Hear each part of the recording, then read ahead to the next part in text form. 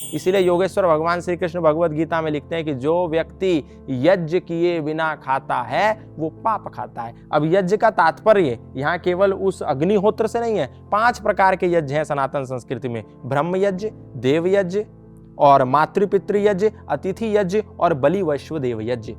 पहला ब्रह्म यज्ञ, परम पिता परमात्मा की उपासना करना कि आपने हमें ये सुंदर शरीर दिया, आपने हमें लंगड़ा नहीं बनाया, आपने हमको किसी भी प्रकार का रोग नहीं दिया, आप हमें कम से कम कुछ नहीं तो भोजन तो दे ही रहे हैं, ये शुद्ध वायु तो दे ही रहे हैं, तो आपका बहुत बहुत आभार। दूसरा, हम देव यज्ञ करते हैं। ओम विश्वानि देव सवितर दुरितानि परासुहा यद्भद्रम तन्ना असुहा स्वाहा, उसमें आहुति डालते हैं। और ये जो अग्नि, जल, वायु, पृथ्वी, आकाश, ये जो हमारे जड़ देवता हैं, इनको पुष्ट करते हैं कि हे परमात्मा, आपने ये जो वायु दी है ये मेरे कारण जो दूषित हुई है, इसको मैं यज्ञ के माध्यम से ठीक करता हूं।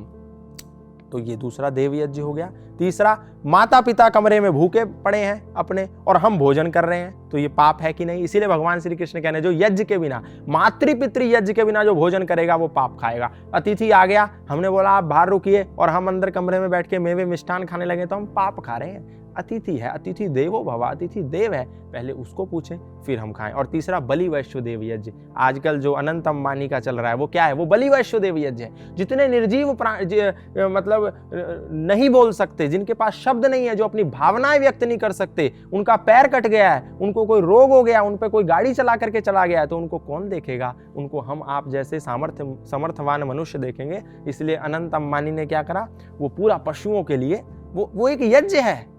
तो ये 5 प्रकार के यज्ञ हैं। हम चींटी को डालते हैं, हम मछलियों को डालते हैं, हम मुर्गियों को डालते हैं, हम चिड़ियाओं को डालते हैं, हम कौए को डालते हैं। ये क्या है? सर्वे भवन्तु सुखिनः सर्वे सन्तु निरामया सर्वे भद्राणि पश्यन्तु मा कश्चित् दुःख भाग् भवेत्। ऐसा नहीं बोला हिंदू भवन्तु सुखिनः, मुसलमान भवन्तु ना सुखिनः, ऐसा नहीं। प्राणी, हर एक प्राणी सुखी हो।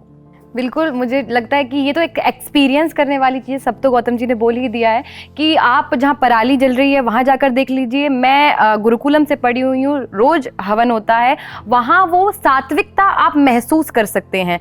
हम कोई वहाँ बच्चा ऐसा नहीं है कि हम अकेले भी रहते हैं, हमारे सिंगल रूम भी हैं, तो वहाँ जाकर आप देखिए कभी किसी को डर नहीं लगा हो, कभी किसी को आत्मा चुड़ैल, हाकनी शाकनी डाकनी नहीं आई होगी। बहुत सात्विक फील होता है जहाँ उस एनवायरनमेंट में जहाँ हम यज्ञ करते हैं, वहाँ घूमने में बहुत अच्छा लगता है, बैठकर बहुत शांति फील होती है। तो मैं तो ये कहती हूँ एक्सपीरियंस करने वाली चीज है। यदि आपको लगता है कि इससे पोल्यूशन हो रहा है तो आप जाकर यज्ञ जहां हो रहा है वहां जाकर बैठिए, रोज उन मंत्रों का पाठ कीजिए, तो आपको स्वयं ही पता लगेगा कि कैसे इसमें फर्क है, कैसे अंतर है।